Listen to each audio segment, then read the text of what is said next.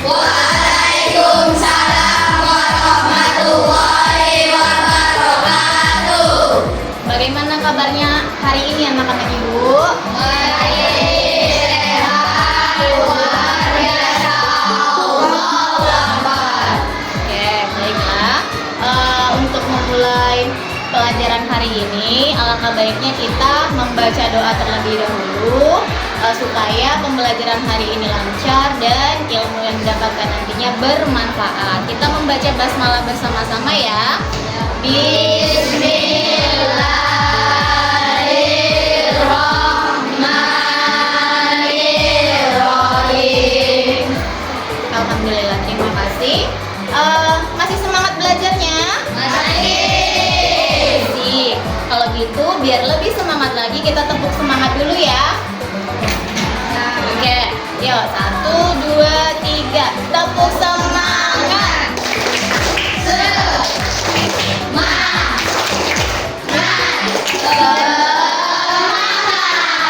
Oke, terima kasih anak-anak ibu. Nah, sebelum memulai pembelajaran hari ini, masih ada yang ingat nggak materi kita terakhir kemarin tentang apa ya? Saya tahu, Bu, Oke, Haikal. tentang bencana alam yang mempengaruhi perubahan lingkungan. Oke, bagus sekali. Jadi tentang bencana alam yang mempengaruhi perubahan lingkungan. Bencana alam yang seperti apa yang mempengaruhi perubahan lingkungan? Ada yang tahu? Oke, Kia. Angin puting beliung, banjir, gunung meletus, gempa bumi, tsunami, dan tanah longsor. Oke, bagus sekali. Jadi ada tsunami, ada gunung meletus, ada banjir. Jadi bencana-bencana alam yang disebutkan oleh Kia tadi itu mempengaruhi perubahan lingkungan. Nah, tujuan pembelajaran kita hari ini adalah satu, menjelaskan adanya penumbuhan sampah yang dapat menyebabkan perubahan lingkungan. Dan yang kedua, menjelaskan bagaimana cara mengelola sampah supaya tidak menyebabkan kerusakan lingkungan. Nah, anak-anak ibu suka lingkungan yang bersih nggak? Suka ya. Lingkungan yang bersih itu seperti apa? Lingkungan yang bersih itu yang seperti apa? Iya, Pak Is? Oke, bagus. Tidak ada sampah di area sekitar. Nah, bagaimana caranya supaya lingkungan kita itu tercipta lingkungan yang bebas dari sampah?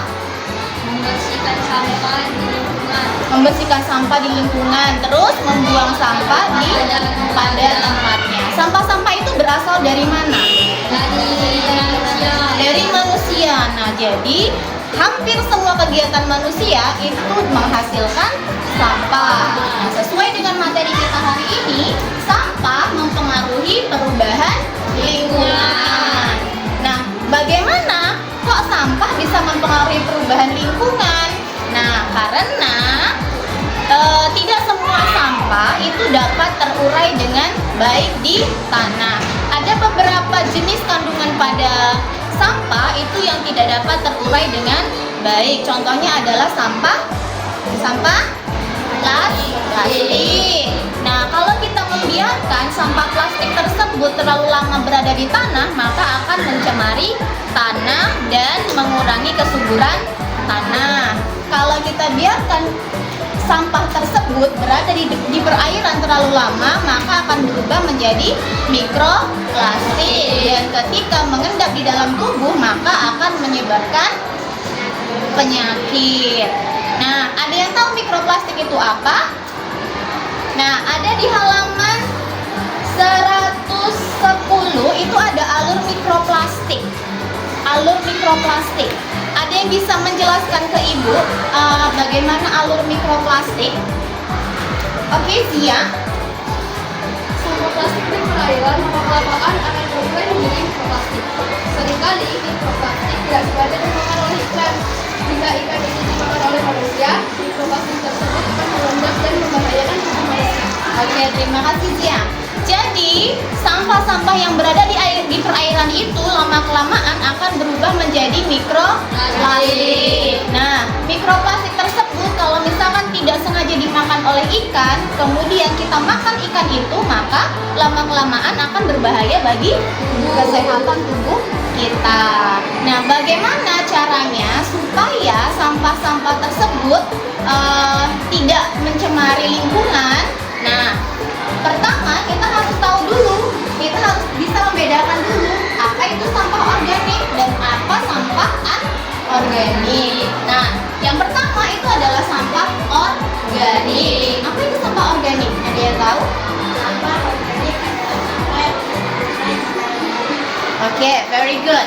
Sampah organik adalah sampah yang mudah terurai di dalam tanah. Contohnya apa nih sampah organik? Daun kering. Contohnya Adalah daun kering, sisa makanan dan buah yang telah membusuk. Oke, daun kering. Terus sisa makanan. Apalagi tadi Dita? Buah yang telah membusuk. Oke, buah busuk. Jadi untuk sampah organik itu kebanyakan berasal dari sisa-sisa makanan dan sisa-sisa pembuangan rumah tangga. Kemudian yang kedua ada sampah anorganik. Ada yang bisa menjelaskan ke Ibu apa itu sampah anorganik? Oke, Rido? Sampah anorganik adalah sampah yang sulit terurai di tanah. Ya. Kebalikan dari sampah anorganik itu adalah sampah yang sulit terurai di tanah. Contohnya? Oh iya, Gaskur. Kertas, botol plastik, dan botol kaca. Oke, ada botol kaca. Terus? Apa lagi? Kaleng. Nah, jadi contoh dari sampah anorganik itu ada botol kaca, botol plastik, dan kaleng. Nah, ketika kita sudah selesai jajan, kita buang sampahnya itu dibedakan. Sampah-sampah organik itu masuknya ke dalam tong sampah organik, dan sampah anorganik itu masuknya ke tong sampah yang anorganik. Misalnya nih, kamu jajan susu Milo misalnya, sampahnya dibuangnya ke tong sampah apa? Sampah organik, karena kotak susu itu berasal dari kertas. Misalnya anak ibu jajan air mineral, botol air mineral itu dibuangnya ke tong sampah apa? Anorganik. Nah, jika anak ibu sudah membuang sampah pada tempatnya, sampah-sampah organik ke dalam tong sampah organik, sampah-sampah anorganik ke dalam tong sampah anorganik, berarti anak-anak ibu sudah berkontribusi atau berpartisipasi dalam mencegah pencemaran atau kerusakan lingkungan. Bisa buang sampahnya di tempat yang benar? Bisa. Nah, jika sampah-sampah anorganik tersebut dibiarkan terlalu banyak menumpuk, maka akan menyebabkan kerusakan lingkungan. Bagaimana cara mencegahnya? Cara pencegahannya dengan melakukan daur ulang itu dengan melakukan 3 langkah. Yang pertama itu reduce, yang kedua reuse, dan yang ketiga recycle. Apa itu reduce? Reduce adalah mengurangi penggunaan sampah plastik. Contohnya, kalau kita berbelanja ke supermarket, kita bawa tas kain, bukan pakai plastik lagi. Nah, yang kedua itu adalah reuse. Reuse itu menggunakan kembali. Misalnya punya selai roti, selainya sudah habis, tapi wadahnya kita pakai kembali, kita cuci, pakai kembali untuk menjadi tempat gula atau tempat garam. Itu yang dinamakan dengan menggunakan kembali. Nah, yang ketiga itu ada recycle. Recycle itu adalah mendaur ulang barang-barang bekas, sampah-sampah tersebut menjadi suatu barang yang dapat digunakan kembali. Misalnya, sampah-sampah kita daur ulang, kita buat menjadi sebuah tas. Bisa kita pakai, gitu ya. Nah, sampai di sini ada pertanyaan? Kalau tidak ada pertanyaan, nah ini Ibu ada LKPD.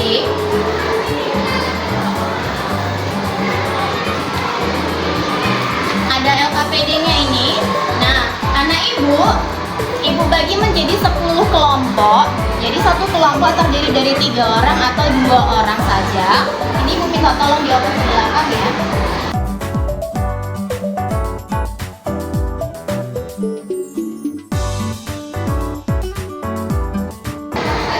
Sudah dapat semua? Sudah. Oke, kalau sudah dapat semua, tuliskan nama kelompoknya satu baris aja kelompoknya ya, bertiga langsung. Tulis nama kelompoknya, kemudian nanti Ibu kasih kamu waktu untuk keluar kelas, untuk cari sampah, tuliskan sampahnya di kolom yang ini. Kemudian kamu checklist sampahnya itu termasuk sampah organik kah, sampah plastik kah, atau sampah kertas kah? Oke, paham maksudnya? Ya. Oke. Kalau begitu, Ibu kasih waktu untuk kelompoknya Akila sama kelompoknya Isan dulu untuk jalan cari sampahnya. Nah, baru nanti gantian ya, supaya nggak ribut. Yuk.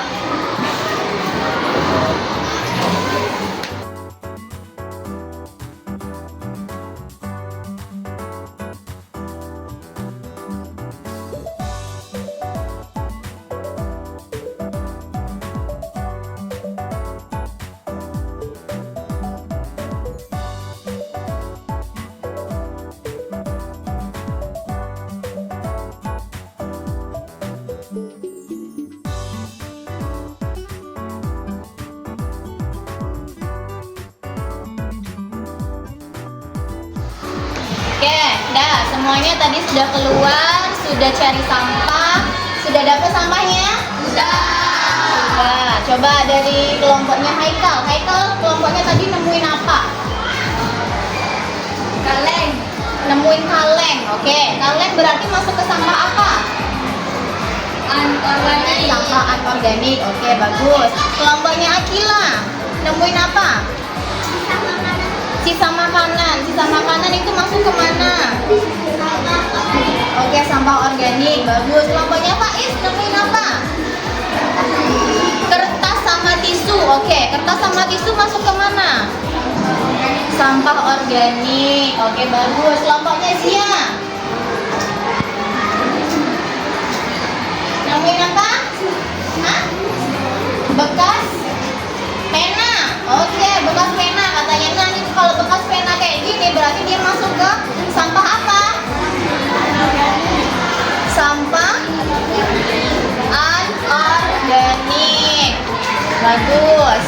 Apalagi kelompoknya Dita nemuin apa?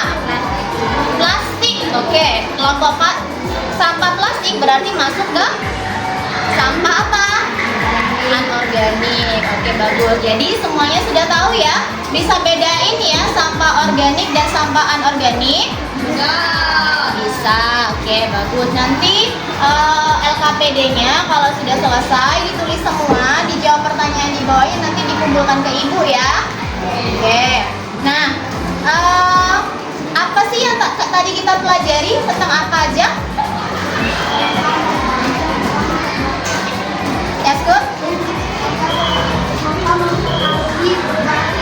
Oke, bagus. Sampah mempengaruhi perubahan lingkungan. Jadi sampah itu yang dihasilkan oleh manusia itu bisa mempengaruhi perubahan lingkungan kalau tidak dikelola dengan baik. Bagaimana cara mengelolanya? Bagaimana cara mengelola sampah? Dengan langkah 3R. Apa aja tuh 3R tadi? Reduce, recycle. Reduce tadi apa? Mengurangi sampah. Reuse,